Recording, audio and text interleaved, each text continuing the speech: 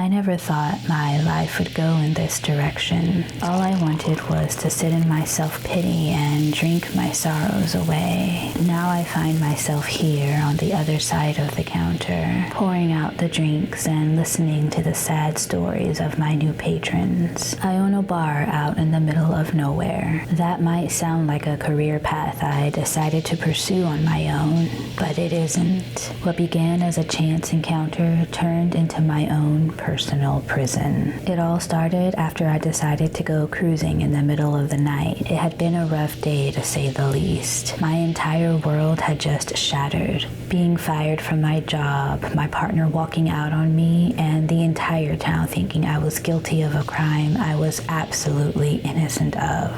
I just kept driving and driving, wishing I could escape everything, when I happened upon an out-of-place bar. I figured since I was quite a ways from town, I could safely drop in without the judgmental and hate-filled looks from other patrons. Nobody would know who I was, and that sounded perfect to me. I walked in and realized the bar was completely empty. I might have thought it was either closed or abandoned, but not only were the lights all on, but there was music playing on the jukebox, and on the counter was an ashtray with a recently extinguished cigarette. I sit on the bar stool and wait for a bit, looking back and forth and all around. I call out, "Anyone working here?" But there is no response. So I turn forward and notice a service bell. I tap it a couple of times, but still nothing. "That's weird," I say out loud. Suddenly I have an idea.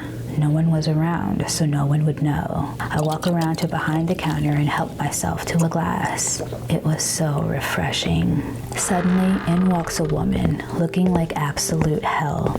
Her head down as though she is ashamed of something, and she shakes as she taps her finger on the bell. I look behind me, waiting to see if anyone was ever going to come out from the back, but still nothing.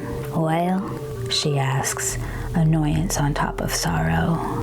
Yeah, sorry," I start. I was going to say, "I don't actually work here," but what came out was certainly not that. "What'll it be?" is what I actually say. "A dark and stormy place," she answers. I didn't even know what that was or how to make it, so my instinctive answer was going to be, "A what?" Instead, what I said was, "Coming right up," as I turn around and begin making the drink as though I had done so hundreds of times before.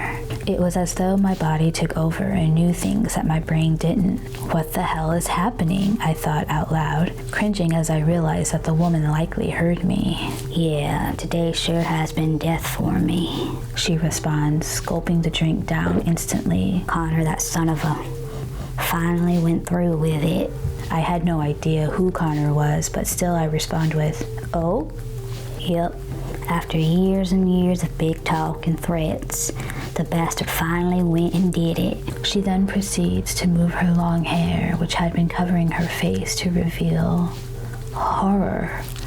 Her face looked like it had been smashed in with a baseball bat. Blood poured from her eyes, one of which looked like it was ready to fall out of her head. "Jesus," I say out loud. "Well, with any luck," she responds, tapping her glass. I pour her some more of her drink and ask, What happened to you?" "Well, I walked in on him with that hussy, and I guess he panicked. Next thing I know, I'm on the ground, dazed as all hell, and he's literally dragging me by my feet. Blood is gushing out of me, and I try to call out for help, but nothing's coming out." I try to keep my composure as she tells her story, wondering how the hell she's even alive with her injuries. She gulps down the second glass and continues, "I can't see a damn thing, but I can hear them arguing. She's calling him an idiot, and he's telling her to shut the up or she's next, in typical Connor fashion. Suddenly, he tosses me in a body of water, and I feel myself sinking." I couldn't believe the story I'd just heard. I want to say, "How the hell did you survive that?" But I don't. What I say is, "I'm sorry to hear that, Heather." She had never told me her name, so I couldn't understand why I called her Heather. "Thanks. And thanks for listening, and you know." She holds up her empty glass. I take that as a clue to refill her yet again, so I do. "I gotta tell you," she continues, leaning close to me. Being dead and all, I'm happy I at least got in one last good drink in before I go crossing over. I stand frozen, taking in what I just heard her say. I want to scream. I want to run away, but I don't. I just stand there and say, that's what I'm here for. Instinctively giving her a compassionate smile. So, She says, what's it gonna be? I don't know what she's talking about, but I find myself staring into her eyes, concentrating on something. Suddenly, I see everything, every experience from her life, every triumph, every failure. I see all the good she did in the world as well as all the bad. Overall, she lived a good life, albeit a hard life. I turn around and open one of the glass cabinets full of hundreds of pre-filled shot glasses with lids. Half of them contained a black liquid and others a white one. I grabbed one of the white ones and handed it over to her. She begins to tear up, or maybe starts bleeding more, and says thank you. She grabs my hands in appreciation, then stands up. I hope I see you again, She says as she turns around and walks out of the door. As she exits, a bright light illuminates outside. I never saw her again.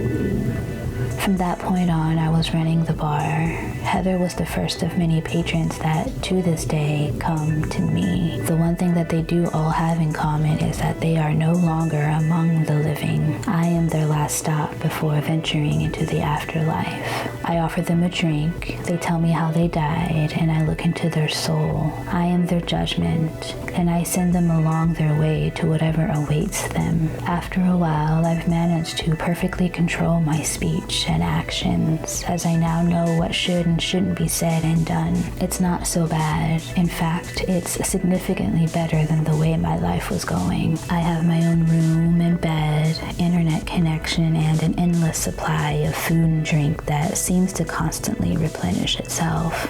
Life, or whatever this is for me, is good.